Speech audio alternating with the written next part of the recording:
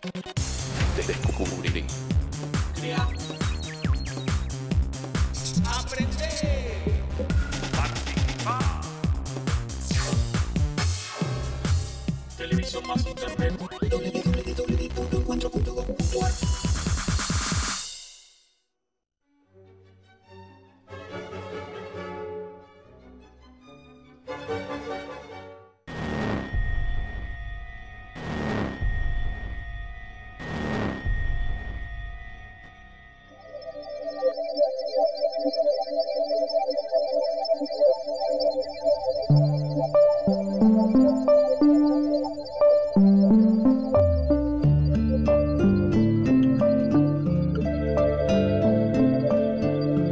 Escribo historias, siempre escribo historias. Estoy intentando escribir una historia sobre América Latina, sobre el sueño de América Latina. Se dice sueño. Cuando se habla de la integración de América Latina se dice sueño. El sueño de los libertadores, el sueño de la América una, el sueño de la patria grande. Pero ¿quién conduce los sueños? Porque si no hay hombres de carne y hueso, si no hay voluntades que construyan política, este sueño queda en nada, en literatura, casi en un relato fantástico, en una simple ensoñación.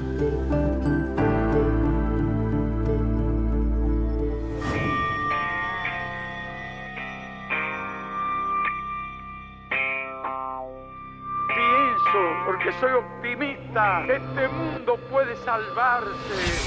A los imperialistas que no nos van a doblegar. ¿Quién vale la pena quemar la vida en aras de la autoridad? ¡Libre y soberano! ¡Que fue el señor peor que lo mortificó! ¡Social, moral y espiritualmente! Es decir, es fracasó el modelo neoliberal. ¡Ahora el rumbo es el rumbo de la patria!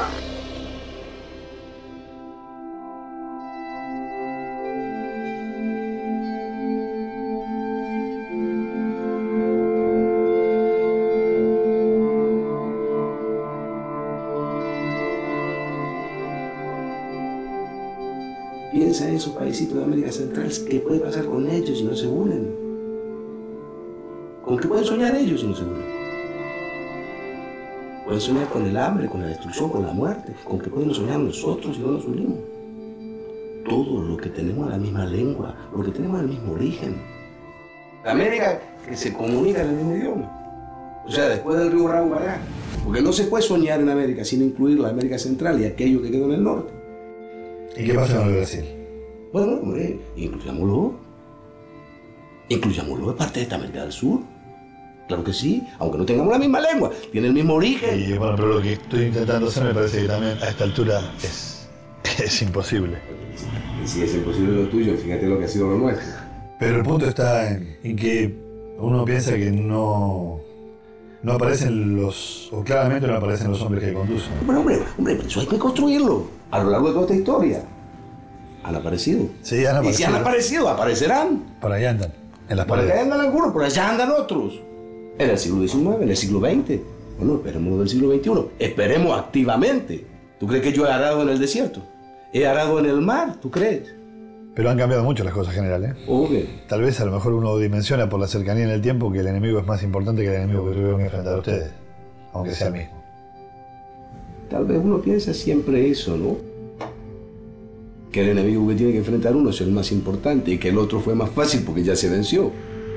La imagen infantil que tengo de Simón Bolívar se contrapone con esta realidad y realidad, no sé qué es esto.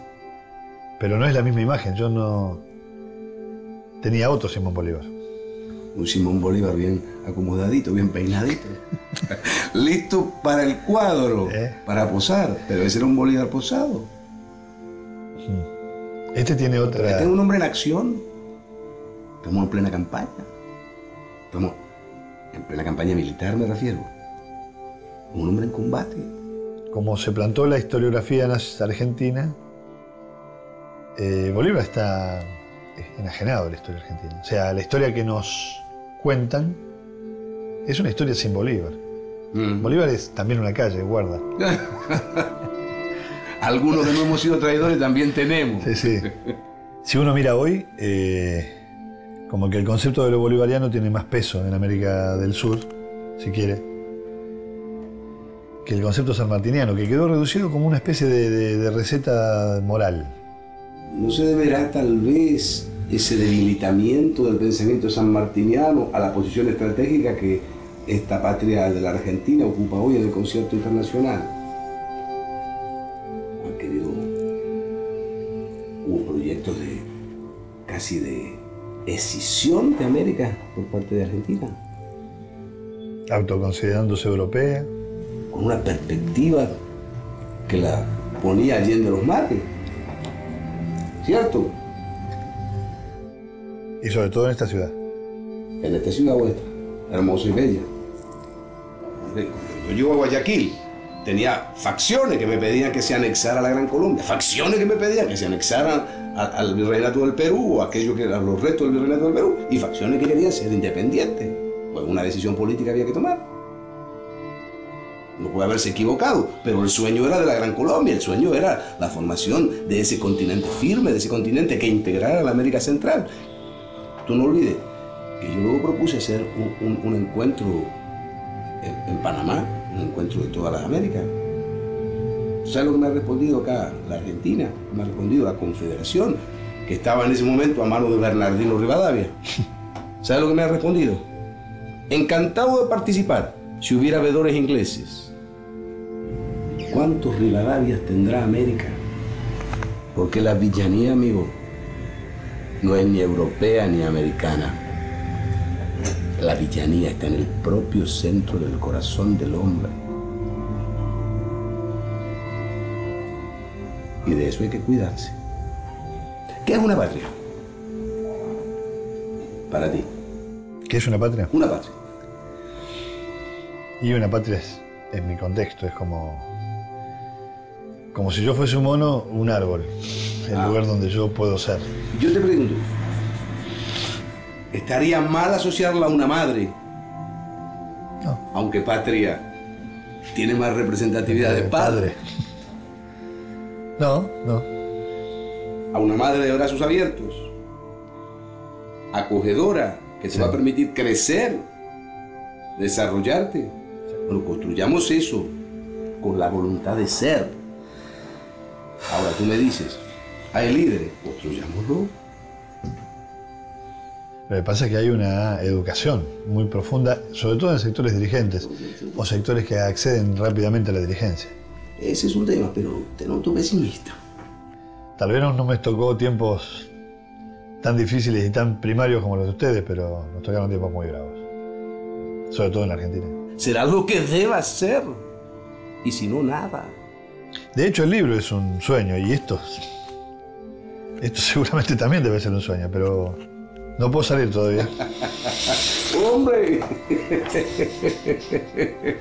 Pues estoy acá. Tú me has convocado, aquí estoy.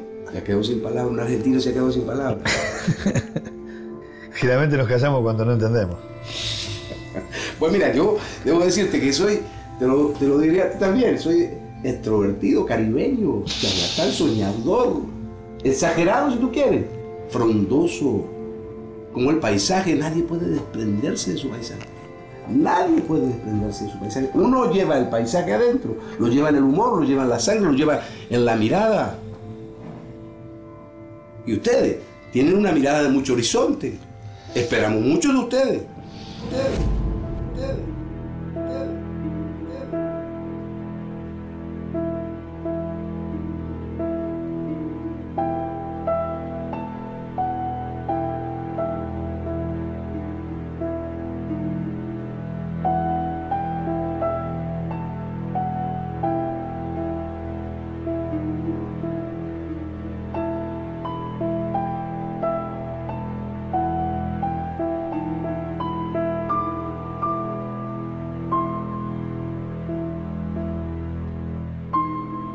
Domingo, día bonito el de hoy. Ayer estuvo lluvioso el día.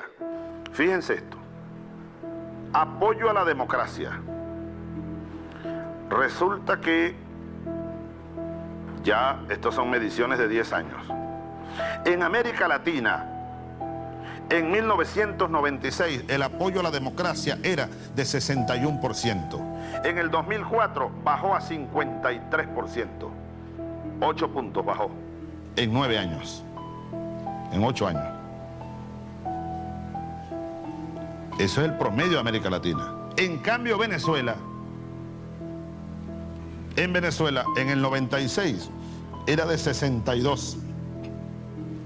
En el 98 había bajado a 60 en Venezuela. En el 2004, 74% de apoyo a la democracia. Venezuela, a diferencia de América Latina, que bajó 8 en este periodo, Venezuela subió 12 puntos. Apoyo a la democracia. Aquí está la gráfica, pero cada uno de estos es un año. Esto es un año y ustedes ven, el color rojo es Venezuela y el color negro América Latina. Vean cómo en América Latina ha bajado, fíjense ustedes. En Venezuela vean ustedes el salto que dio del 2001 a 2002. Aquí vinieron los acontecimientos políticos del golpe y todo esto. Y 2004, vean el salto que dimos. Tiene que conocerlo el mundo. Los pueblos, al menos yo cumplo con el pueblo venezolano. Y bueno, y es posible que este programa lo vean en otras partes, ¿no? Creo yo que en algunas partes lo ven. Es posible que Telesur retransmita estas cosas. Telesur está transmitiendo. Vamos a saludar a Andrés Izarra y a Telesur, a Arán Aronián y a todo ese equipo y a darles un aplauso a Telesur.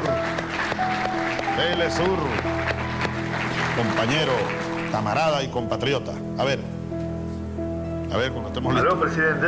¿Cómo es que se llama ese muchacho? Mi nombre es Tato Contiza.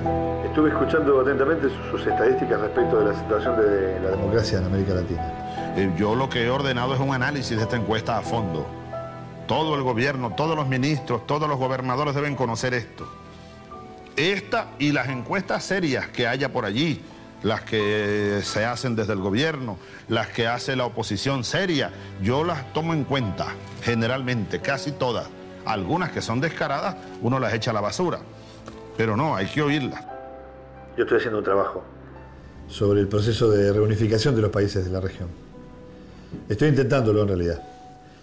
Y me gustaría aprovechar la oportunidad para saber cuál es su opinión sobre la aparición de los líderes que son en definitiva los encaminadores de estos procesos. América Latina los ha necesitado en toda su historia, desde San Martín y Bolívar a la fecha.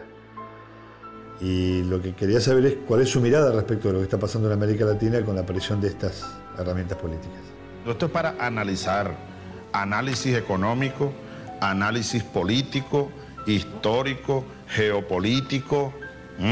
Se van clarificando las cosas en el continente. Y yo lo dije allá en Mar del Plata, de la historia de América Latina, del siglo XXI en América Latina, habrá que hablar de antes de la cumbre del Mar del Plata y después de la cumbre del Mar del Plata. Porque lo que pasó allá, como uno decía cuando alguien se daba un golpe por ahí, mira, eso se hincha, compadre. Eso no se queda así. ¿Ustedes creen que eso se va a quedar así? Por primera vez en toda la historia de las cumbres. Esa es una cumbre inédita. Nunca antes en cumbre alguna se había introducido 2 o 3 posiciones, pues. Eso, entre otras cosas, refleja los cambios y la puja de poderes que no pudieron con el poder del sur. El poder del norte no pudo con el poder del sur, a pesar de sus aliados, ¿no? A pesar de sus aliados. Entonces, vamos a evaluar lo que pasa en Doha, se van a acordar de mí. En Doha no, en Hong Kong. En Hong Kong, ahí se va a debatir otra vez. Clarito, ese es el eje. Yo he estado hablando hace varios años del eje Caracas, Brasilia, Buenos Aires, Montevideo. Orinoco, Amazonas, Río de la Plata, si me lo pones por el agua, pues. Ahí está. El eje de la liberación de Sudamérica. Lamentablemente, hace 200 años ese eje no pudo activarse.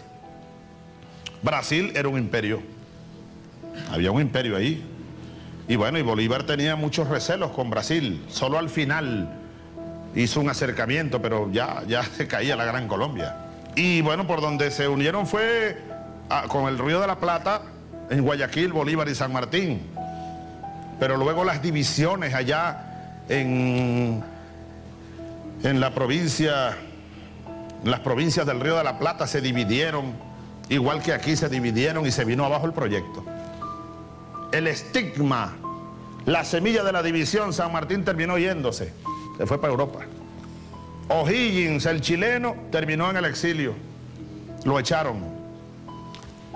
Artigas, el caudillo oriental, en el exilio, lo echaron. Bolívar en Santa Marta, he arado en el mar. Sucre en Berruecos, hay balazo. Así terminaron aquellos. La cosa ha cambiado 200 años después. Lamentablemente, hubo una falla técnica allá en Argentina.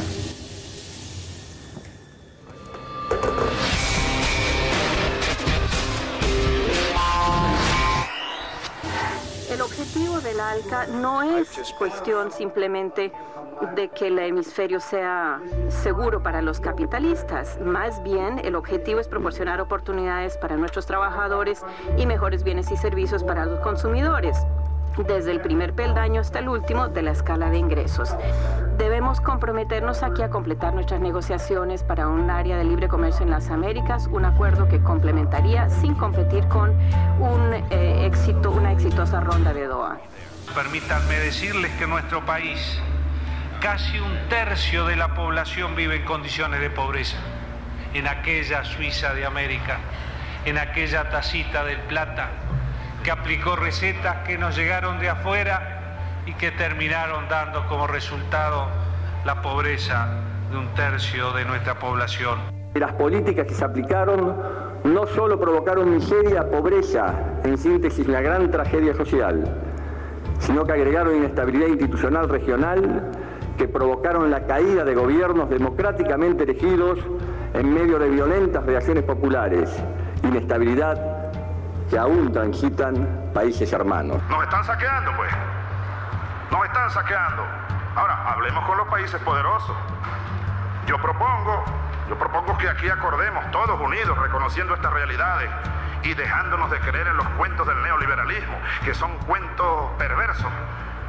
Mentira, mentira, compañeros.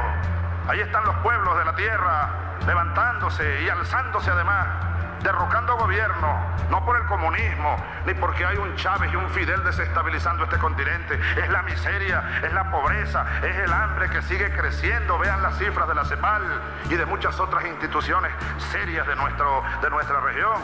Para Brasil no tiene el menor sentido hablar de libre comercio en cuanto persiste el gigantesco subsidio a la agricultura que desnivelan el terreno de juego. Bien decía Lula, no es una cuestión ideológica esto, pero el libre comercio no va a solucionar nuestros problemas de empleo, ni de pobreza, ni de miseria. Olvídense de eso, los que todavía creen en ese cuento.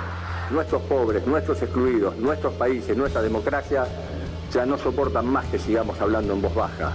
Es fundamental hablar con mucho respeto y en voz alta para construir un sistema que nos vuelva a contener a todos en un marco de igualdad y nos vuelva a devolver la esperanza y la posibilidad de construir, obviamente, un mundo distinto y una región que esté a la altura de las circunstancias que yo sé que los presidentes desean y quieren. Ojalá, yo le pido a Dios, nuestro Señor, que nos iluminara aquí para que tomemos una decisión como esa, que entremos a un debate profundo, porque a mí me gusta mucho el tema que ustedes han puesto en la mesa, pero a veces veo que nos quedamos en la superficie. El cuento de que las inversiones, de que el libre comercio, de que la inversión extranjera, vamos a seguir oyendo ese cuento. Pero ¿hasta cuándo? Yo lo sigo oyendo con mucho respeto, pero eso es mentira.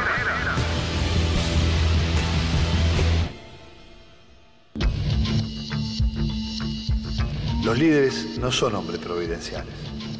Apenas si son las herramientas de las que los pueblos se arman para llevar adelante su proyecto. Líder puede ser un indio aymara, o un sindicalista, un ex militar o un abogado patagónico de origen militante setentista. Esos líderes pueden tener cualquier rostro y cualquier origen. Más allá de los problemas circunstanciales que pueden haber surgido, como el tema de las pasteras de papel, más allá de esos problemas puntuales, hay como una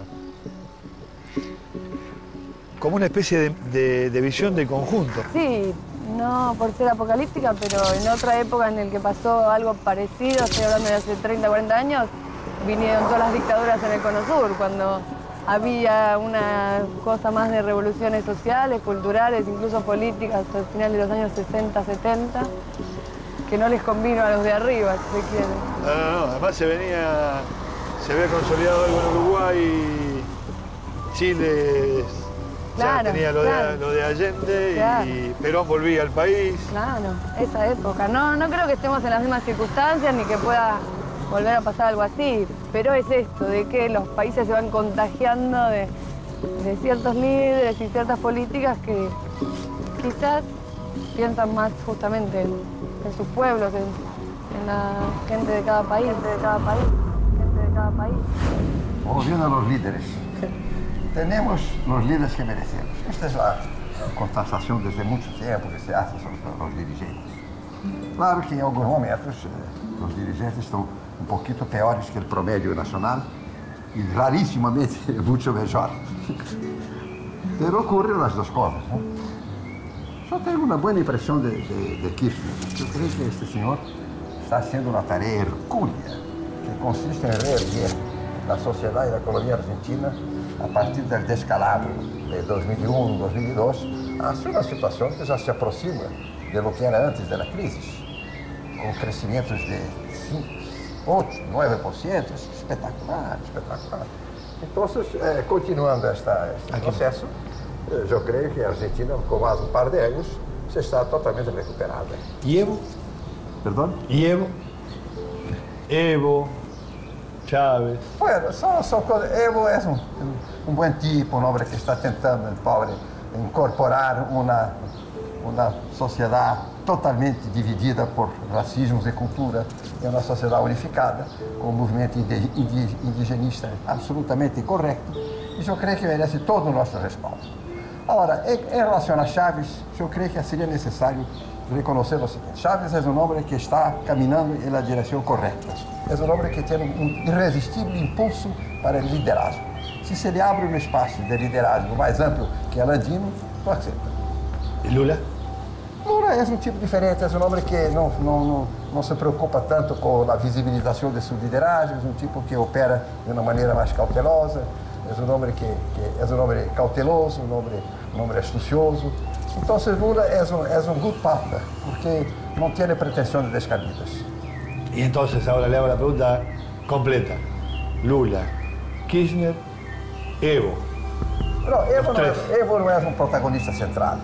Esse é um objeto de atenção. O protagonista central será Chávez, não Evo. Evo não tiene condición. Y en el funcionamiento general, digamos, en el tiempo que vivimos hoy, ¿esto cierra de alguna manera, combina bien?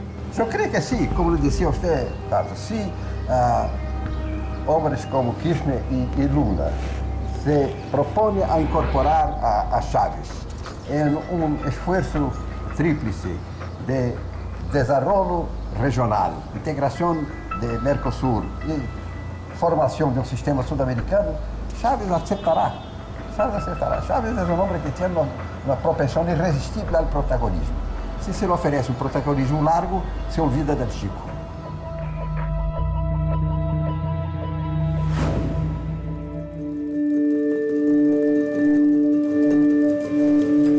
Minutos en la República Argentina, en la continuidad de Mejor que Decide, que se emite, como usted sabe, como vos sabés, diariamente de 19 a 20 por la M740 Radio Cooperativa, Radio Libre. Una cantidad de situaciones que ocurren en el tratamiento periodístico diario, a veces nos hacen suponer cosas que no siempre son, no siempre aparecen con la claridad que debieran.